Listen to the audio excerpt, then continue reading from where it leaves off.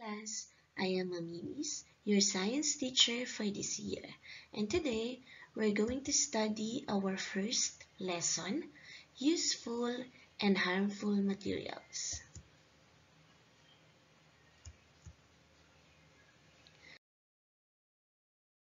For the most essential learning competencies, at the end of the lesson, you're going to identify the different properties of matter that can help you determine whether it is harmful or useful. The second most essential learning competencies enumerate useful and harmful materials at home and in school. The third one, explain the importance of labels in identifying useful and harmful materials.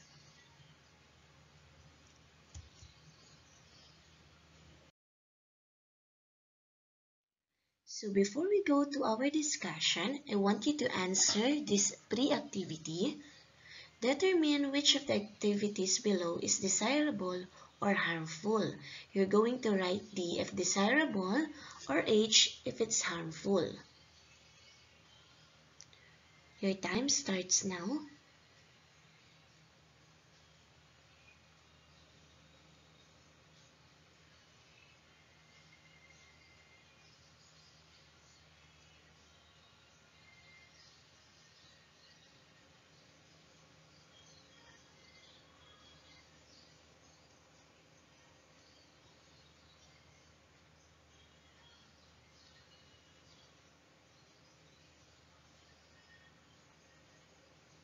If you're done, let's go to our next activity.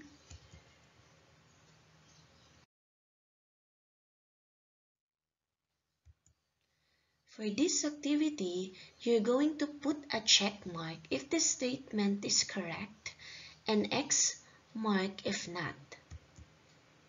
Your time starts now.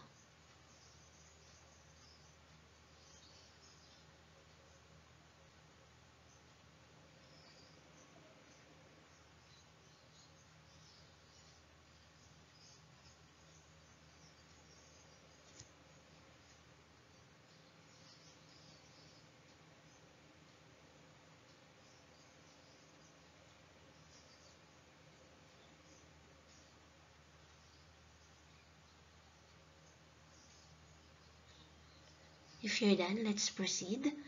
You're going to know the answer later.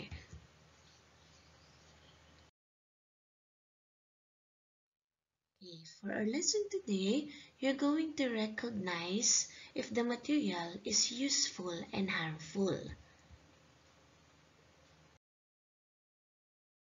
I want you to classify the following materials usually found at home and in school using the table below as a guide. So your time starts now.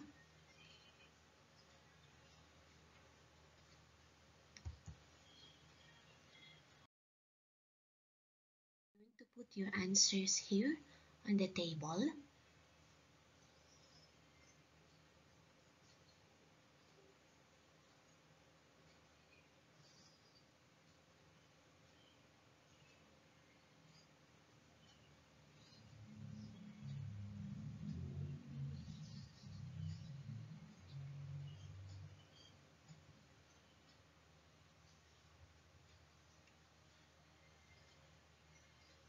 Okay, now let us proceed.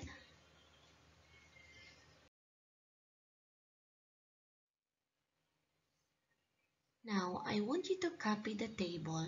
Observe how the materials in the pictures are being handled. Identify whether they are useful or harmful by putting a check mark on the appropriate column. Okay, so for number 1, broken glass, do you think it is useful or harmful?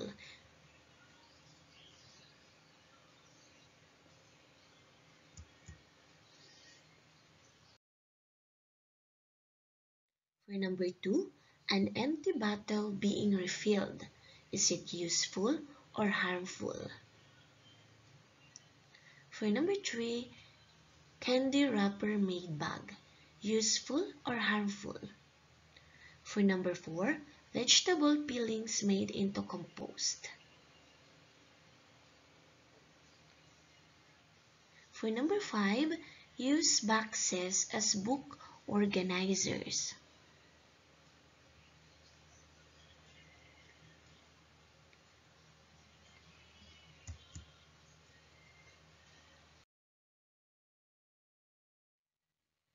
Now let us go to our discussion today.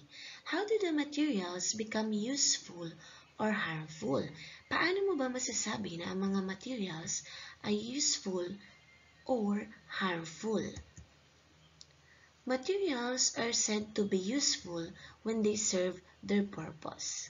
These may have properties such as durability, flexibility, elasticity, hardness, and resistance to water, heat, or acid.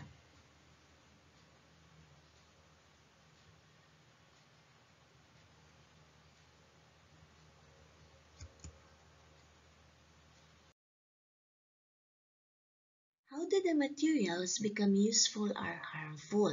Paano daw natin masasabi na ang mga materials ay useful or harmful? So most of the useful materials can be reused and recycled. So ang materials daw na useful o nagagamit pa natin, for example, a container for solid or liquid, pwede natin siyang gamitin muli at i-recycle.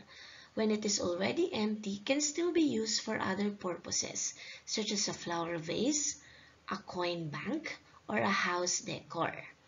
So yung mga bagay na pwede nating i-recycle at gamitin muli, pwede natin tong gawing flower vase, coin bank, o kaya naman dekorasyon sa ating mga tahanan.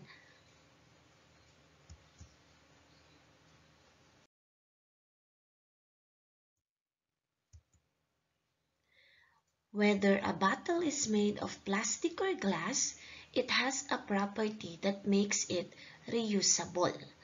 So for example daw, ang mga bottle na ginagamit natin, plastic man ito or glass, pwede pa rin natin itong magamit. Other materials can be recycled by making new products from these materials. For example, candy wrappers can be turned into fancy curtains, and plastic bottles into Christmas lanterns. So, halimbawa daw nito is yung mga balat ng candy, pwede nating gamitin ito para gawing isang kurtina. O kaya naman yung mga plastic bottles, pwede nating gawin itong Christmas lanterns.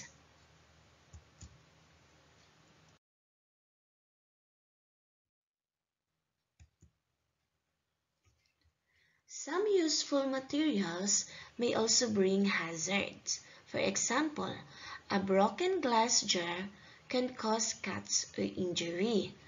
Toxic substances may also be present in the things you commonly use, such as paint, cleaners, fumes, gels, or powders. These materials may bring harm to your health, environment, and other organisms when not used properly. That's why you should be careful when handling and using different materials. So, hindi daw lahat ng bagay sa paligid natin ay useful. Okay? Ang iba dito ay harmful. Kagaya nito ay mga broken glass jar, yung mga basag na glass jar, na pwede tayong masugatan kapag ginamit natin itong muli.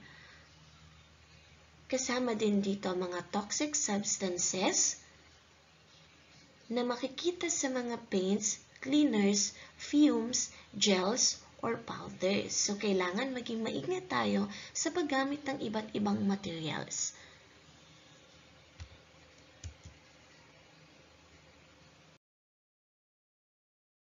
Now, since you already understood our lesson, let us answer this activity.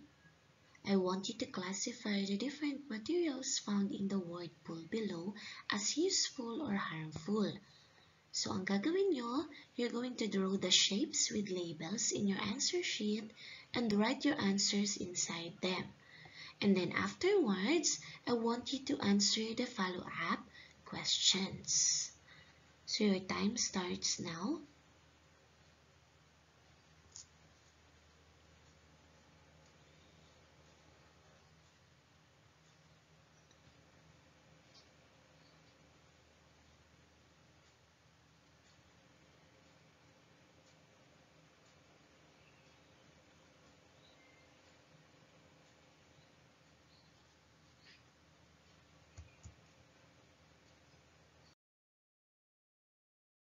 So you're going to put your answer inside the heart. Alin ba doon ang mga materials na magagamit pa natin muli o yung tinatawag nating useful materials. Sa kabilang side naman, ilalagay nyo inside the triangle ang mga materials na harmful. Then after that, I want you to answer the following questions. Which materials are useful? When do they become useful? The second question, which materials are harmful? When do they become harmful?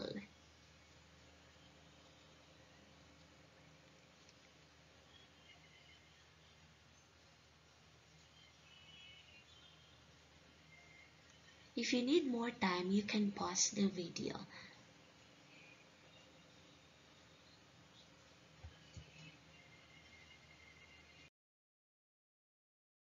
Let's go to your assessment para malaman natin kung may natutunan kayo ngayong araw sa ating aralin. So I want you to draw a happy face if the material is useful and then sad face if it's not. So your time starts now.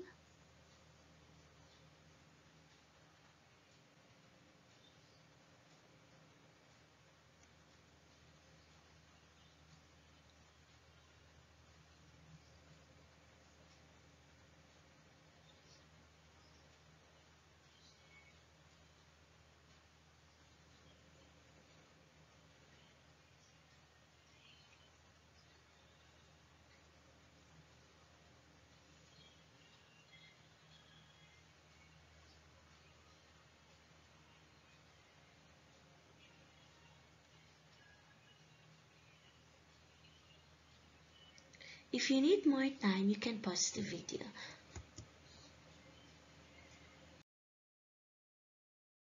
Okay, so here are the answer key from all the activities that we answered.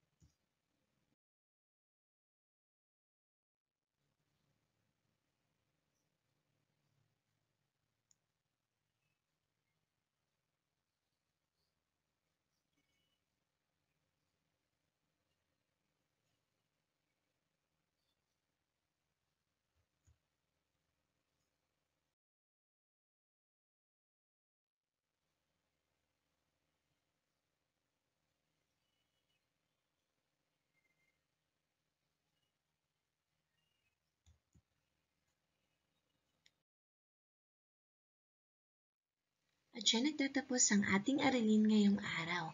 Maraming salamat mga bata sa inyong pakikinig. Do not forget to subscribe on my channel. God bless everyone!